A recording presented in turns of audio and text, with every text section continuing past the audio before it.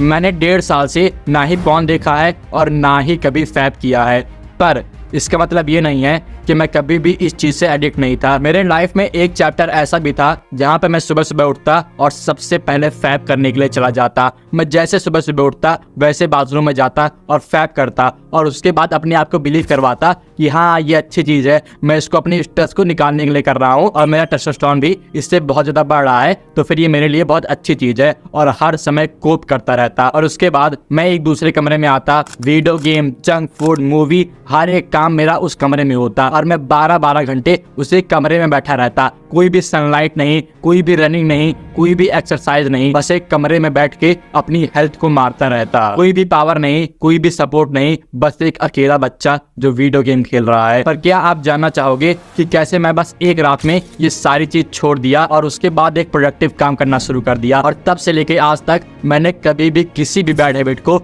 अपनी लाइफ में आने नहीं दिया है। और अगर हाँ, तो चलिए जानते हैं कि हम लोग कैसे किसी भी बैड हैबिट को डिस्ट्रॉय कर सकते हैं। मान लो आप 13 साल के बच्चे हो और आपने अभी भी मैस्टरबेशन सीखी है। आप स्कूल गए हो, बताया दोस्तों को हाँ मैंने भी किया, वो दोस्त ने कहा हाँ मैंने भी किया, पूरा क्लास साथ में मिलकर कहता कि हाँ हमने भी किया। जब आपने जस्ट मैस्टरबेशन को डिस्कवर किया लाइफ में, बहुत मजे आते, बहुत अच्छा लगता है। करते करते आप सडनली 25 साल के हो जाते हो। मैस्टरबेशन आपके लिए एक आदत बने। स्टेप 1, से yourself that fapping is bad for you. अभी जल्दी में एक रिसर्च हुई है जहाँ पे बहुत सारे टीनेज बच्चों से ये पूछा गया है कि क्या आप फैप करते हैं या नहीं, और उसमें से 90% लोगों ने ये एडमिट किया है कि हाँ वो फैप करते हैं। और ये बस उतने ही लोग हैं जिन्होंने ये चीज आके एडमिट की है और बहुत सारे लोग बस शर्म के कारण इसको छुपाए रहते हैं। तो आप सोच सकते हैं कि कितने सारे बच्चे इस घटिया एडिक्शन से अपनी लाइफ को बर्बाद कर रहे हैं। और ये सब हुआ है उन घटिया लोगों के कारण जो बोलते हैं कि फैपिंग एक अच्छी चीज है। अगर आप अभी गूगल पे जाओगे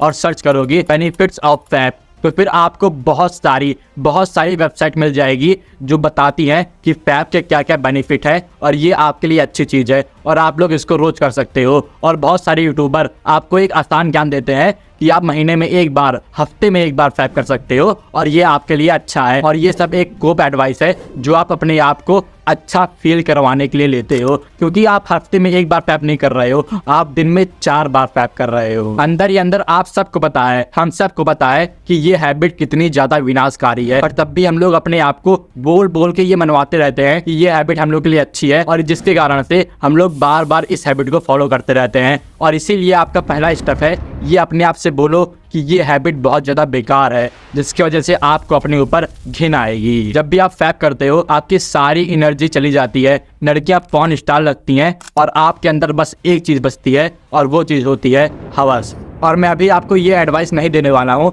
कि हफ्ते में एक बार फैप करो, महीने में एक बार फैप करो, ये आपके लिए अच्छा है। ये सारी घटिया और सुनने में अच्छी एडवाइस। अगर ड्रग लेना गलत है, अल्कोहल पीना गलत है, तो फिर फैप करना भी गलत है। और चाहे आप इसको साल में एक बार कर रहे हो या फिर महीने में एक बार, आपको ये समझना पड़ेगा कि आपको बैलेंस क्रिएट नहीं करना है, अपने आप से कोप नहीं करना है, आपको एक्सट्रीम जाना है और अपनी लाइफ को अच्छा करना है। जरा खुद पर शर्म करो कि आप किसी और कपल को सेक्स करते हुए देख रहे हो एक तीसरा पर्सन बन के। ये है आपकी मर्दानगी। और मुझको 10-15 साल बाद ये जान के बिल्कुल भी आश्चर्य नहीं होगा कि आप रियल में ये काम करने जा रहे हो और आप ये काम ना कर पाओ, क्योंकि हम लोग का हैंड बहुत ज्यादा हार्ड रहता है किसी और गर्ल की पुसी से, और जिसके कारण से जब भी हम लोग ऐसा काम रोज करते हैं तो फिर हम लोग का प्राइवेट पार्ट किसी हार्ड चीज के लिए ट्रेन हो जाता है, और जब भी वो किसी सॉफ्ट चीज में जाता है तो फिर वो हार्ड नहीं हो पाता है, और इसी को हम लोग इरेक्टाइल डिस्फंक्शन कहते हैं। तो अभी आपको बहुत बड़े हार में पता चल गए हैं जो आप कभी भी फ्यूचर में एक्सपीरियंस नहीं करना चाहोगे, क्योंकि ये चीज हम लोग को प्रेजेंट टाइम में अच्छी लग रही है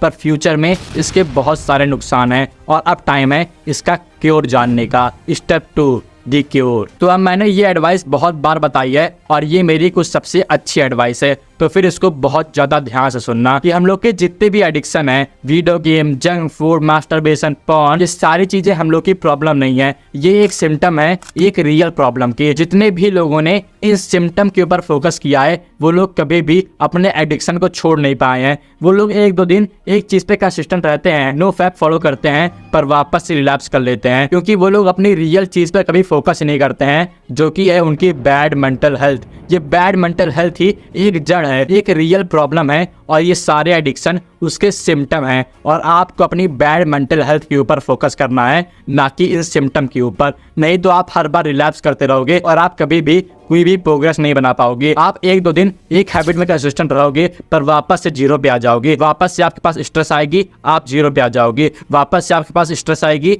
आप जीरो पे आ जाओगे और आप इसी रैबिट होल में फंस जाओगे। और आपकी मेंटल हेल्थ कुछ स्टेप को फॉलो करने के बाद 1-2 महीने में अच्छी होगी, क्योंकि आपकी मेंटल हेल्थ को बचपन से माना जा रहा है इस सोसाइटी द्वारा, जो आपको हर समय प्रेशर दे रही है, आपको जंक फूड दे रही है, आपको मोबाइल दे रही है और जिसके कारण से आप हर समय फंस चुके हो, बचपन से ही इस रैबिट होल में फंस चुके हो। और इससे निकलने के लिए आपको हार्ड जाना पड़ेगा और अपना 1-2 महीना इस काम में लगाना पड़ेगा, जो मैं अभी आपको बताने जा रहा हूँ। और एक और चीज, जब आप इस पाथ पे आ रहे हो, इस एक्सट्रीम पाथ पे आ रहे हो, तो फिर कभी भी सोसाइटी की बात ना मानना, एक ब्रोक सोसाइटी की बात, जिन्होंने कभी भी ढंग की नॉलेज नहीं ली है। वो लोग आपसे बोलेंगे कि एक दिन जंक फूड खा लो, कोई भी दिक्कत की बात नहीं है। एक दिन ये गंदी हैबिट फॉलो कर लो, कोई भी दिक्कत की बात नहीं है। एक दिन ये अच्छा काम छोड़ दो, कोई भी दिक्कत की बात नहीं है। पर आपको इन सब की बात नहीं माननी है, क्योंकि आप जानते हो कि बैलेंस से कभी भी किसी का भला नहीं हुआ है। आपको एक्सट्रीम जाना है तो फिर आपको हर एक चीज हर दिन फॉलो करनी पड़ेगी। तो फिर मेंटल हेल्थ को सुधारने के लिए आपको हर दिन मेडिटेशन करना है,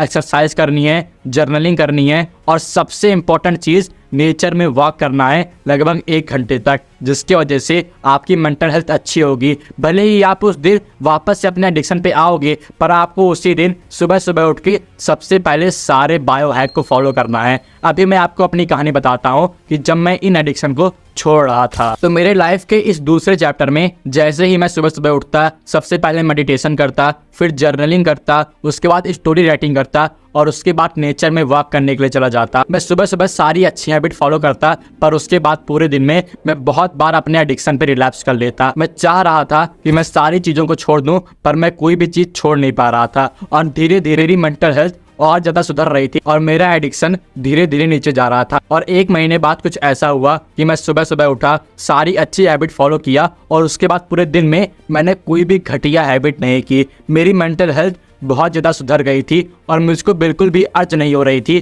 कोई भी घटिया काम करने की। मैं आराम से अपना काम करता और उसके बाद से मेरा दिन और ज़्यादा प्रोडक्टिव होने लगा और मैं दिन में 12 घंटा काम करता, क्योंकि मेरे पास कोई और काम ही नहीं था करने के लिए। और यही चीज़ आपको भी करनी है। आपको हर दिन मेडिटेशन करना है, जर्नलिंग करनी है, कोल्ड बाथिंग करनी है और सबसे इम्पोर्टेंट नेचर में वॉक करना है, जिसकी वजह से आपकी मेंटल हेल्थ अच्छी होगी। भले ही उस दिन आप सारी घटिया हैबिट फॉलो किए हो, पर सुबह उठते ही आपको पहले सारे अच्छी हैबिट फॉलो करनी है और धीरे धीरे 1-2 महीने में आपकी सारी बैड हैबिट अपने आप ही छूट जाएगी। जब आप धीरे धीरे नॉलेज गेन करोगे, अच्छी बुक पढ़ोगे और अच्छे एजुकेशन कंटेंट देखोगे। और नेचर में वॉक कैसे करें इसके बारे में आपको पता होगा, कोल्ड बाथ कैसे लें इसके बारे में आपको पता होगा और जर्नलिंग के ऊपर मैंने एक सेपरेट वीडियो बनाई है, वो भी आप जाके देख सकते हो।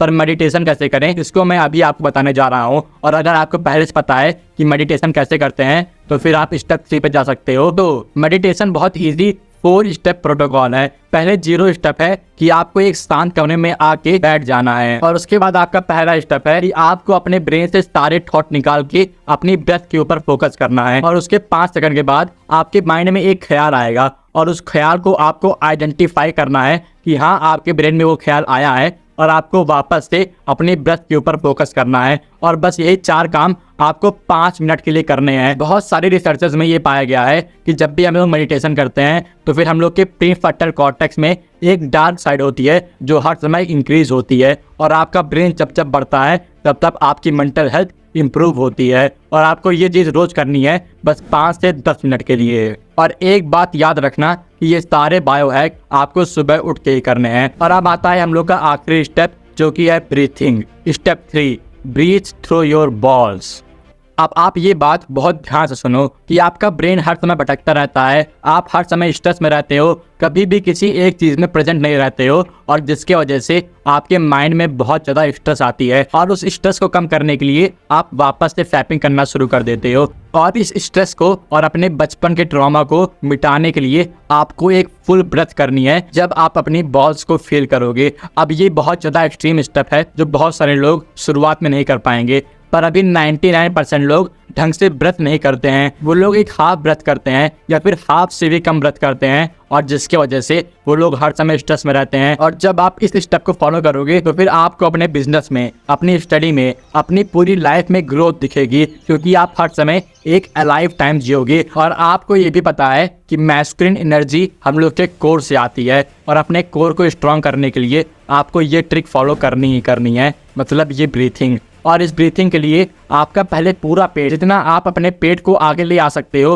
अपनी ब्रेथ से, उतना आगे लाना है, और उसके बाद अपने चेस्ट को फील करना है। और यहाँ तक रुकना नहीं है, आपको सांस लेती जानी है और अपने बॉल्स को फील करना है कि आपके बॉल्स के अंदर एयर आई है, वो हल्की सी मूव हुई है, और उसके बाद अपनी सारी ब्रेथ निकाल देनी है। और मैं इसको दिन में 15 बार करता हूँ जब भी मेरा मन करता है, और 2 टाइम मेरा फिक्स रहता है, एक सुबह सुबह उठते ही और एक रात में सोते समय। पर एज अ टीनेजर आपके अंदर थोड़ी बहुत अर्ज रहेगी, थोड़ी बहुत हॉर्नीनेस रहेगी, जो आप कभी भी मिटा नहीं सकते हो, और ये एक नेचुरल चीज है। और अगर ये आपके अंदर नहीं है तो वो भी दिक्कत की बात है, पर आपको इस चीज़ को कंट्रोल करना है अपने ब्रेथ के थ्रू। और अगर आपने यहाँ तक वीडियो देख लिया है तो फिर मैं जानता हूँ कि आप अगले दिन से सारे अच्छे स्टेप को फॉलो करने वाले हो, और आपको बहुत ज़्यादा कांग्रेट्स कि आप अपने सारे एडिक्शन को ख़त्म करने वाले हो।